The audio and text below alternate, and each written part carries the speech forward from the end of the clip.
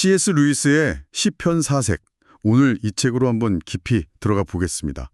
사실 이 책을 보내주셨을 때 좀 의외였어요. 아, 그러셨어요? 네, 보통 루이스 하면 나니아 연대기 같은 판타지나 순전한 기독교 같은 책을 떠올리는데 시편이라니. 그렇죠. 조금 결이 다르다고 느끼셨을 수 있죠. 그런데 첫 장을 딱 읽자마자 이거다 싶더라고요. 루이스가 무슨 신학자로서 막 가르치려는 게 아니라 우리처럼 시편 읽다가 이게 대체 무슨 소리지? 했던 한 명의 독자 입장에서 쓴 글이었어요. 정말 정확하게 보셨습니다. 그게 루이스의 가장 큰 매력이죠. 꼭 학창 시절에 선생님 설명은 어려운데 옆자리 친구가 설명해주면 귀에 쏙쏙 들어오는 딱 그 느낌이었어요. 맞습니다. 루이스는 책 서문에서부터 분명히 말해요. 시편은 교리강해나 설교집이 아니라는 거죠. 네, 이건 고대 유대인들이 실제로 불렀던 노래가사 모음집이다. 그러니까 논리보다는 이미지, 감정, 비유가 훨씬 더 중요하다는 겁니다. 노래 가사다. 네. 그래서 이걸 이해하는 첫걸음이 바로 히브리시의 특징인 평행법을 아는 건데요. 이게 뭐냐면 쉽게 말해서 같은 말을 표현만 살짝 바꿔서 반복하는 거예요. 하늘에 계신 이가 웃으시며 주께서 그들을 비웃으시리로다. 이런 구절들 말씀이시죠? 바로 그겁니다. 똑같은 이미지를 두 번 보여주면서 감정을 확 증폭시키는 거죠. 오늘 저희의 임무는 바로 그 고대의 노래 가사집을 루이스라는 최고의 가이드와 함께 여행하는 거네요. 맞습니다. 특히 루이스가 택했던 방식 그대로 가장 좀 이해하기 어렵고 솔직히 좀 불쾌하기까지 한 부분부터 과감하게 시작해 보려고 합니다. 네, 그게 맞는 순서인 것 같습니다. 걸끄러운 것부터 먼저 해치우면 그 안에 숨겨진 진짜 보석을 발견할 수 있지 않을까요? 그럼요. 자, 그럼 가장 불편한 주제, 심판부터 시작해 보죠. 보통 현대 기독교인에게 심판의 날은 엄청난 공포의 대상이잖아요. 그렇죠. 두려움의 대상이죠. 근데 시편을 보면 분위기가 완전히 달라요. 주께서 오시어 땅을 심판하시리니 모든 나무가 주 앞에서 즐거이 노래하리라. 라니요. 세상을 끝내는 심판을 어떻게 이렇게 기뻐할 수 있는 거죠? 바로 그 지점이 루이스가 풀어내는 첫 번째 매듭입니다. 그는 우리가 심판이라는 단어 자체를 완전히 오해하고 있다고 지적해요. 오해하고 있다고요? 네. 현대인에게 심판은 뭐랄까 형사재판 같은 이미지거든요. 내가 죄를 지은 피고인으로 법정에 서는 거요? 맞습니다. 검사가 내 죄를 막 열거하고 판사가 유죄 판결 내릴까 봐 벌벌 떠는 그런 모습이죠. 그렇죠. 내가 심판받는 대상이니까요. 하지만 고대 유대인들에게 심판은 민사소송의 개념에 더 가까웠습니다. 민사소송이요? 네. 그들은 피고인이 아니라 억울하게 모든 걸 빼앗긴 원고의 입장이었던 거예요. 와, 부패한 권력자한테 땅 뺏기고 거짓 증언 때문에 명예를 잃은 사람이 마침내 정말 공의로운 재판관 앞에 딱 서서 호소하는 거죠. 제발 제 억울함을 풀어주십시오. 저 사람이 빼앗아간 제 것을 되찾게 해주십시오 하고요. 이야, 관점이 정말 180도 달라지네요. 이건 피고인의 공포가 아니라 원고의 희망이었군요. 바로 그겁니다. 그래서 시편에 나의 원통함을 풀어주소서 같은 기도가 계속 나오는 거군요.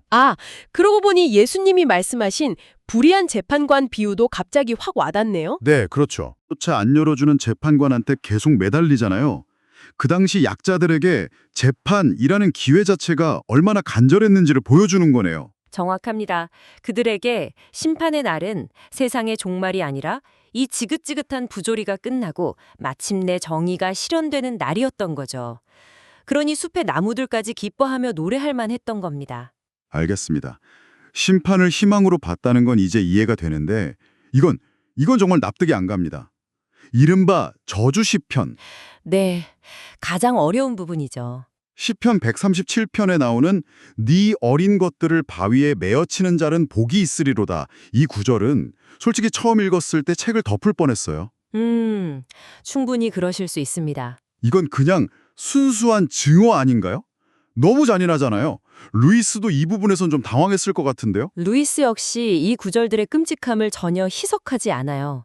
오히려 그 증오의 감정을 똑바로 봐야 한다고 말하죠. 똑바로요? 네. 그러면서 정말 놀라운 통찰 두 가지를 제시합니다.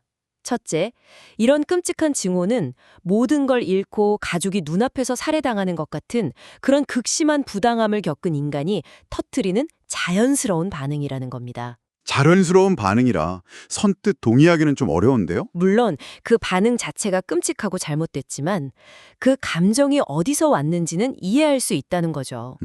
루이스가 여기서 되게 흥미로운 예시를 하나 들어요. 2차 세계대전 때 나치의 잔혹행위에 대한 보고를 들었던 한 젊은 영국 군인 이야기인데요. 네. 그는 그 모든 끔찍한 이야기를 듣고도 전혀 분노하지 않았대요. 그냥 전쟁 중에 흔히 있는 과장된 선전이겠지 하고 넘겨버렸다는 겁니다. 무감각했네요. 바로 그 지점입니다. 루이스는 때로는 분노 그 자체가 문제가 아니라 마땅히 분노해야 할 상황에서 분노하지 못하는 분노의 부재가 훨씬 더 심각한 도덕적 마비 상태일 수 있다고 지적해요. 와, 그 관점은 정말 의외네요.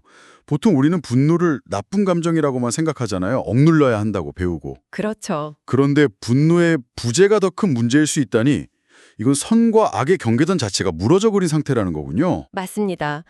분노할 수 있다는 건 적어도 아직은 무엇이 옳고 그른지에 대한 기준이 살아있다는 증거라는 말이죠. 아, 그렇군요. 그리고 이게 두 번째 통찰로 이어집니다. 루이스는 왜 유독 유대인들이 주변 다른 민족들보다 훨씬 더 격렬하게 적대를 저주했는가 이 질문을 던져요.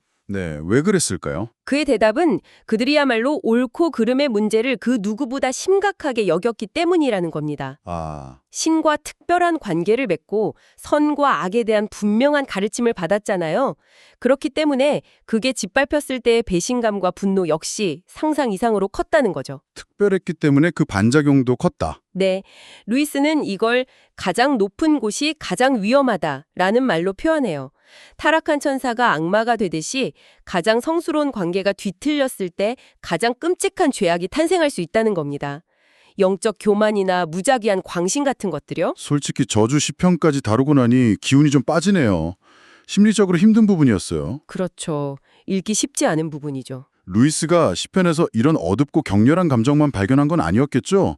분명히 기쁨에 대한 이야기도 있었을 텐데요. 물론입니다. 사실 그게 시편의 핵심이죠. 루이스는 시편의 중심에 신을 향한 순수한 환희와 즐거움이 있다고 말합니다. 환희와 즐거움. 네, 대표적인 이미지가 바로 다윗 왕이에요.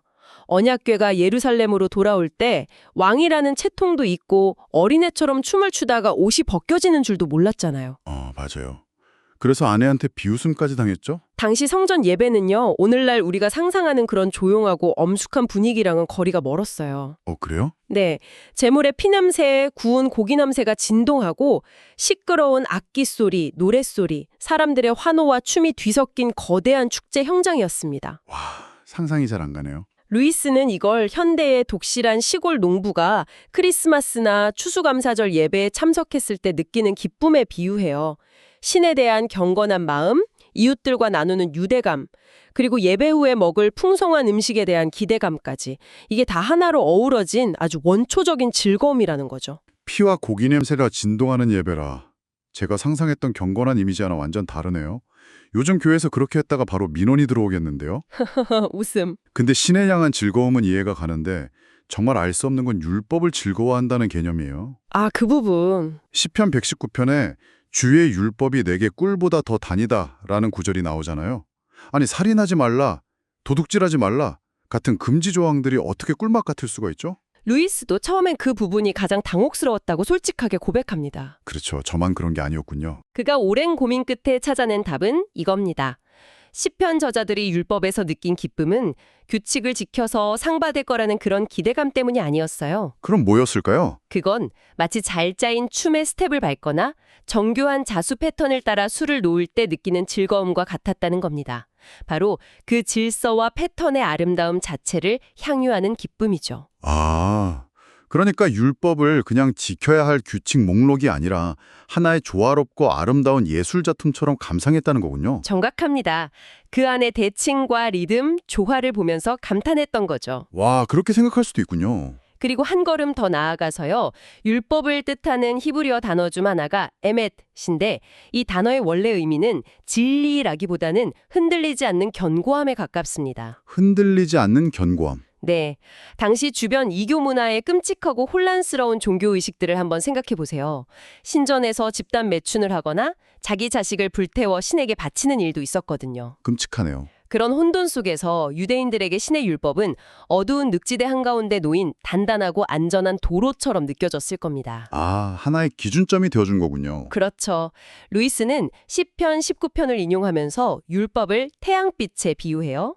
모든 것을 남김없이 비추고 병균을 소독하고 생명을 주는 태양처럼 명료하고 깨끗한 것, 그게 바로 율법이었다는 거죠. 자, 마지막으로 이 책에서 가장 논쟁적일 수 있는 부분으로 넘어가 보죠. 루이스가 말하는 두 번째 의미에 대한 이야기인데요. 네. 시편 저자는 전혀 의도하지 않았는데 후대의 기독교인들이 그 구절들에서 그리스도에 관한 의미를 읽어내는 방식. 솔직히 이건 좀 위험하게 들려요. 그냥 자기들 입맛에 맞게 꿰어 맞추는 것처럼 보일 수도 있잖아요. 맞습니다.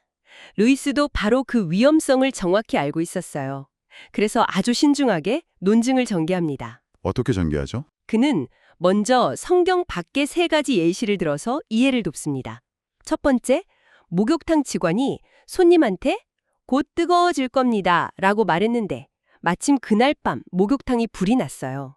아, 이건 그냥 단순한 우연이죠. 그렇죠. 아무 의미 없는. 두 번째, 로마 시인 베르길리우스가 예수가 태어나기 수십 년 전에 어떤 아이의 탄생으로 황금 시대가 열릴 거라는 신비로운 시를 썼어요. 이게 훗날 그리스도의 탄생 예언처럼 읽혔죠. 이건 뭐 놀라운 우연 정도로 볼 수 있습니다. 네. 하지만 루이스가 제시하는 세 번째 예시가 핵심입니다. 바로 플라톤이에요. 플라톤이요? 철학자가 왜 여기서 나오죠? 플라톤이 국가에서 이런 상상을 해요. 완벽하게 정의로운 사람이 세상에 나타난다면 어떤 취급을 받을까? 네. 그는 그런 사람이 나타나면 미움을 받고 채찍질 당하고 눈이 뽑힌 뒤에 결국 십자가에 못 박혀 죽게 될 거라고 썼습니다. 세상에 예수의 순환과 소름 끼치도록 닮았네요. 그렇죠. 루이스는 이게 단순한 우연이 아니라고 주장합니다. 왜냐하면 플라톤은 세상 속에서 선이 겪게 될 운명이라는 그리스도의 순환과 동일한 본질을 꿰뚫어보고 있었기 때문이라는 거죠. 아, 그의 깊은 철학적 통찰이 그를 진리의 원형에 가깝게 이끈 겁니다. 알겠습니다. 그러니까 시편 저자들이 미래의 예수라는 특정 인물을 예언했다.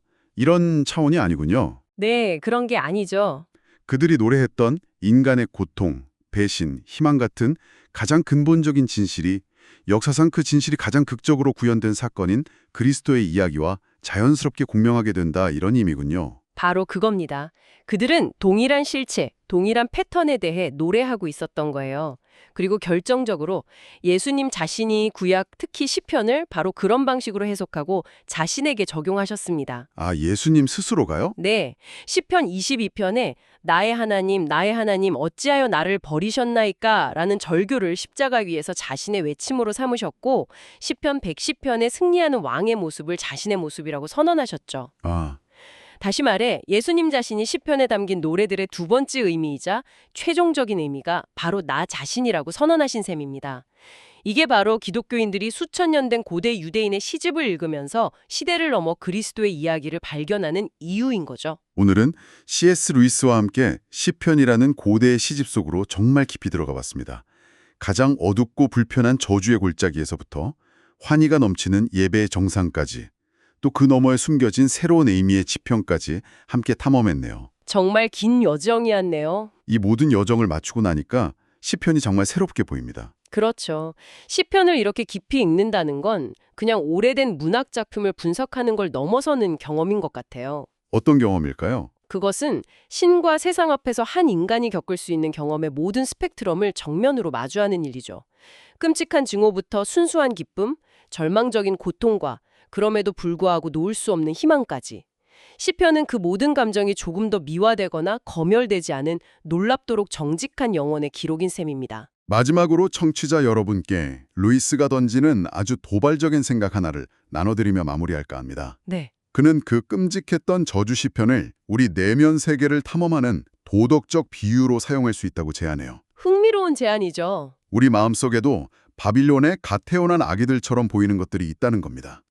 이제 막 싹트기 시작한 작은 방종, 사소한 원망, 자기 연민 같은 것들이요. 너무 작고 연약하고 심지어 귀여워 보이기까지 해서 저항하기조차 미안하게 느껴지는 그런 감정들이죠. 하지만 루이스는 경고합니다. 바로 그 귀여운 아기들이 자라나서 결국 우리의 삶을 파괴하는 통제 불가능한 증오와 중독이라는 괴물이 된다고요. 그렇다면 이 연약해 보이는 적들에 대한 시편의 조언은 무엇일까요? 단호하고 무자비하죠? 네. 그 어린 것들의 머리통을 바위에 부딪혀 박살내라. 여러분의 내면에는 혹시 그렇게 단호한 대응이 필요한 너무 예뻐서 차마 없애지 못하고 있는 아기가 있지는 않은지 한번 생각해 보시는 건 어떨까요?